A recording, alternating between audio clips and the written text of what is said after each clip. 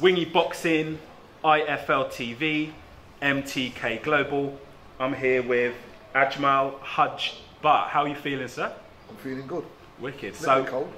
Yeah. So yeah, I don't know where to start. Unity Gym, Leon Woodstock, obviously Paige, great success for her at the Commonwealth Games with the silver. A lot going on. CJ Challenger, a lot going on. Yeah. I guess we start at the beginning. Tell me about the gym. How did you form and why did you form Unity Gym? I just thought there was a real need for something like a boxing club in the area. There's not really a lot in Beaumont Leys. Anyone knows Beaumont Leys, so I've gone through personal trials and tribulations with the loss of my brother, who lost his life on the streets, and to a senseless murder. Knife crime, so I'm big on knife crime. I hate it, and I'm a great advocate for kids in the area really to do something positive with themselves. It's so easy to fall into that. My brother was just going around to the shops from the man, and within an hour, half an hour, I got a call to say that he'd been stabbed. So rolling on from that, very tragic incident. I was working at the time, and I'd always sort of had this yearning to do something in the area, do something in memory of my brother. And as time went by, I'd lost my job, so I opened up the gym. And it started off as a community, just a little community gym, and really in the time that we ran it, about 18 months, me and the guy called Sean Tate, we ran the gym. Basically, we really sort of, the numbers coming through the door was amazing. You know, we had about 300-400 kids on the opening day, with parents saying, you know, this is a great idea. And so we just ran as a community gym just to bring people together, and it just sort of built from there. And I decided, you know what, I had a lot of experience in combat anyway, and I thought, you know what, let's take this to the next level. So we went into the amateur side, and we got affiliated with the ABA. And in our first season, we had 2 national champions and 1 national finalist, which is pretty unheard of, you know. And every year since then, we've only just got better and better and better, and more successful. I've got to say, since I've been doing this, I've never seen a tighter gym than you guys. No matter, there's always support for no matter who it is. Yeah. Always, you all seem to be really tight. Yeah. Is that just a community thing? Is that your influence? Is it? Where does that closeness come from?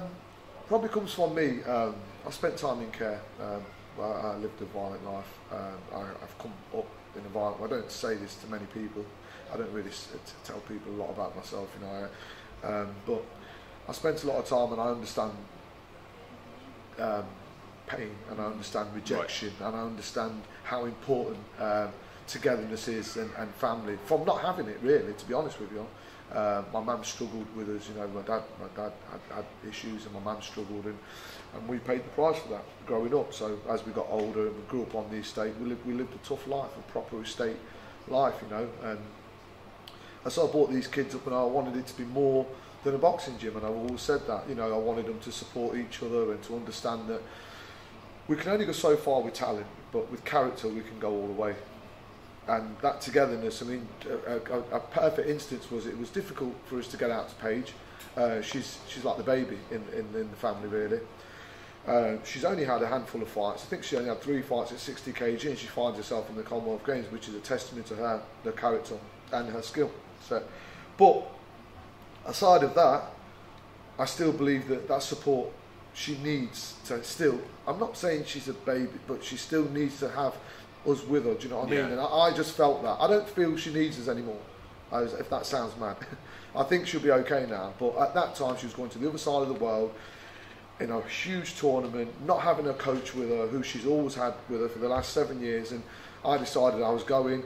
Sean Tate, one of the other coaches, he just found out, you know, he's missing expecting, so, you know, congratulations to him, my brother, Sean. But again, he knew the importance of Paige going there, and boom, I said I'm going regardless of anything. I jumped on the plane.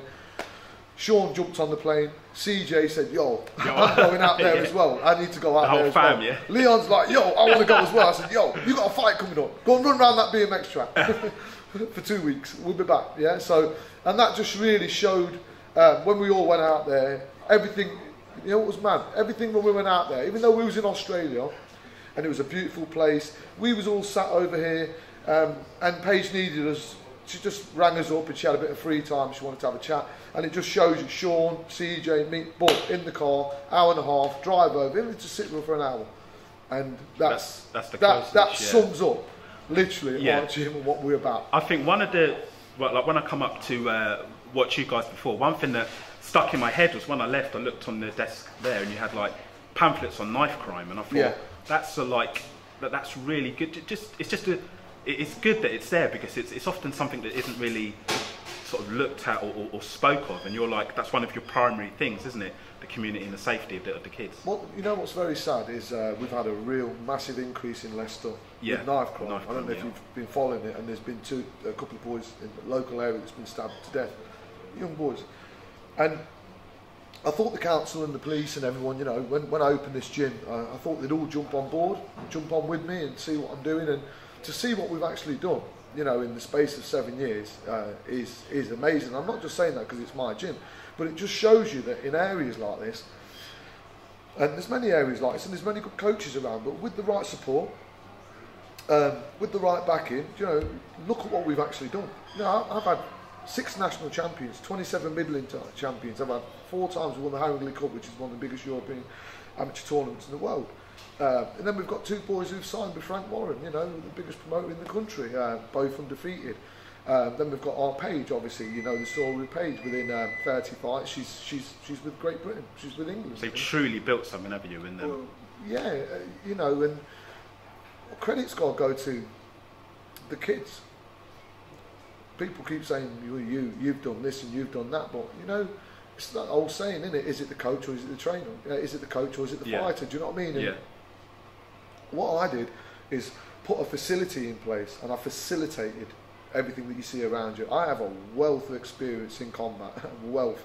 You know, I was working with professionals when these were all babies still at school, you know, but it wasn't to progress as a professional or as an amateur. All my combat, from my kickboxing days to my Muay Thai days to my MMA days to my boxing days, when I was fighting unlicensed, I was fighting 16, 17 stone guys. Do you know what I mean? And it wasn't about... What was that like, all of that, when you was doing... How old was you when you saw... I've pretty much been in combat. You done cage fighting? Yeah. My last fight in the boxing ring was 17 years ago, and I fought in front of 600 people, and I fought a guy that he came into the ring at 16 stone. I came in at 12 stone, you know, and I destroyed him in quick time, you know. It didn't last a round.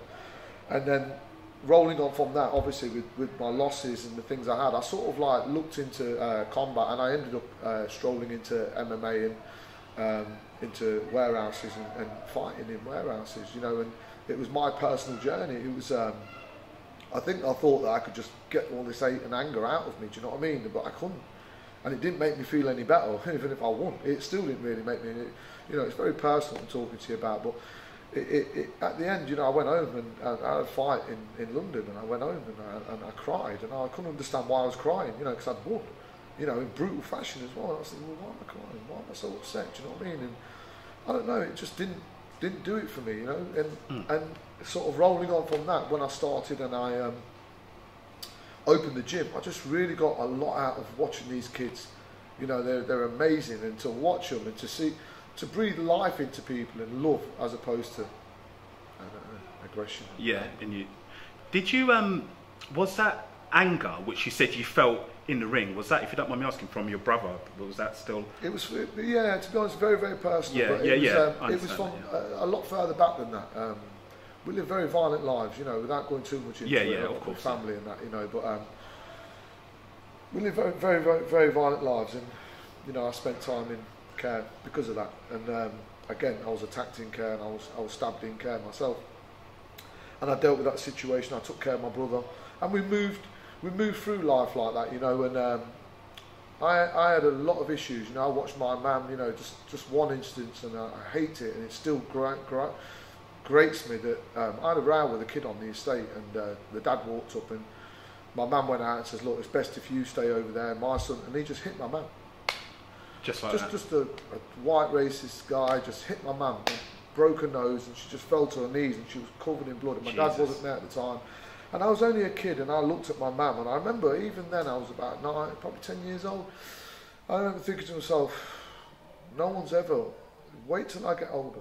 No one's ever going to put hands on my mum. No one's ever going to put hands on me, on anybody. Do you know what I mean? And so I think I carried that with me, for that rage inside me, and then going from that then to losing my brother in a violent death.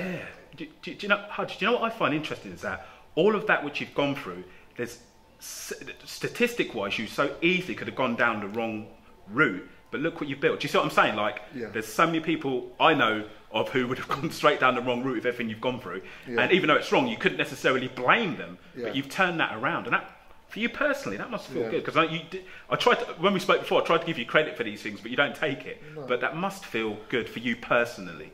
Yeah, what feels good to me is to now I've become an example to a lot of young people, and I do tell stories to the kids about things, you know, and you see a lot of people talking about this, you know, happiness, and they're looking, the pursuit of happiness, which doesn't make sense, the pursuit of happiness. Actually, you should be happy every day. You're pursuing something. So if Paige was to say to me now, I'm not going to be happy till I win the gold medal, I'd say to her, listen, go, you know, there's a whole journey from now till then. Be happy every day, happy in everything you do. Do you know what I mean? So there's a lot of things that I used from my life and paradoxes I put in, and I talk to a lot of these kids, and I think a lot of them understand me, and I think they understand where I'm coming from, as CJ was saying, and the pain and why I do what I do. There's not many of these, and I'm not saying this again to talk myself up, there's not many of these that out-train me. I'm nearly 50 years old, and I was going to say that when I was watching you Leon train before, you was keeping up with them. You do that, don't you? You actually get in there and train with them, don't you? I train with them, so there's still a lot of passion there, still a lot of fire, there's a lot of energy, but it's all good energy now. I'm in a good place myself, and I thank Paige, Leon, CJ, every kid that's come through the door, and every kid that's listened to me and gone on to do something with themselves. And trust me, there's a hell of a lot of them. I mean, there's too many to name. There's kids that have come to me from, honestly, from Iraq. I've had kids from Zimbabwe. I've had kids from gang affiliated. I've had females coming in. I've had people with disabilities, and they've overcome all of these things. And I think, you know, from my journey, I ain't got no hate for nobody. Even right back to my family now, my dad, and the things that happened in my life. I don't carry that hate with me anymore, and I lost that aggression. I think I've lost that anger and that hatred that I had, and that's why I was getting in the ring with people, and they had to be bigger than me. I could not find someone that was littler than me. They had to be bigger, and it had to. Why was that? Is that because for the challenge? Just the challenge, yeah. It had to be hard. It just had to be. Everything had to be hard, you know. And the guys in the gym will tell you, you know, I have a lot of gym stories, you know, but they'll see me in here, and a lot of the times, you know, I'm happy to throw hands with anybody. Do you know what I mean? I'm not. It's just get in the ring and to not just tell them, but to show them. You know, like I said, I have many years of combat experience, and before I had this gym, I was training alongside Martin Conception and Kevin Conception. Wayne Alcott was down there at the time. Gary Green was down there. So there's a lot of pros down there. I was doing a lot of work down there with all them boys there. So yeah, I picked up a wealth of experience, and now I brought it into this gym, and boom, we've just grown as a gym and as a family, really. You know, they all call me Pops, which is nice and endearing terms, but that's what I feel like I am to a lot of these. It's, you know, when the gym closes, they're on the phone to me, you know. But like I said, Paige was boxing, and Leon and CJ, they're on the phone to me pretty much every other night. Do you follow like boxing outside of training your? Did you follow like the big fights coming up, David Haye and Tony Bellew too? What do you think about that? Did you watch the first one? Yeah, I do. I think it's going to be a very different fight this time. I just do. You know, I think David Haye was a bit arrogant and a bit rude, and he was sort of throwing his toys out the pram, and you could see his character, and you could see the way he was acting. That's my opinion. But I think he's a lot more calm and composed, and I think when they fight this time, I think you'll see a different fight. And Selby and Warrington, the main event, which Leon Woodstock's on the undercard. What do you think about that fight? What's your opinion on that two fighters and how that'll go? I think stylistically, you've got to edge towards Selby, but it doesn't always work out like that. You know, we've just seen recently a few fights that, you know, we've expected, and I think Josh Warrington brings a lot to the table. He really does. I mean, he's hungry. He wants that title, and really, I've seen a couple of Selby's performances, and he's just dipped a little bit. If he dips in here, and Warrington just raises his game that little bit. Yeah. Do you know what I mean? You know, I think got a very, very good fight ahead. Very, very good fight for the fans. So I don't want to upset the Leeds fans anyway. So I'm going with Warrington. And finally, personal question for me. I asked you before. I'll ask again. When is the Hudge book coming out? Oh God. How big would that be? The book, I don't know. It depends if it depends if it does any good. Yeah. It'd be nice to do something like that and put the money into actually doing something in the area, like a lot more than this, because it's only a small gym, and you imagine what we could do with a bigger gym. Could you imagine what we could do with the council? You know, we've pretty much outperformed most of the big sporting establishments around here. We're one of the top clubs in the country, and if you look at what we've done, could you imagine what we could do with a bigger gym and more support? I'd just like to say that we got so far, and I hit a stumbling block. I'm not working at the moment, so I've been able to dedicate all my time to Paige, Leon, CJ and the rest of the boxers, and that's down to a guy called Luke Winks from Another Level Scaffolding. It's down to a guy called Shane Whitfield and a guy called Thomas Cassie.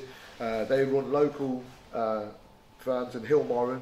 They're another local firm, about 4 or 5 of them, and they literally put money into the gym. It didn't come from no council, it didn't come from no funding, no lottery, it came from them, and they've continually supported me and allowed me to do what I'm doing. Do you know what I mean? So a lot of love to them guys, man. Hudge, we could speak forever when we come down before. We'll have to do a part 2. All right, thank you for speaking to Wingy Bless Boxing, IFL TV, and best of luck for the future, brother. Thank you. Thank you, bro. Nice.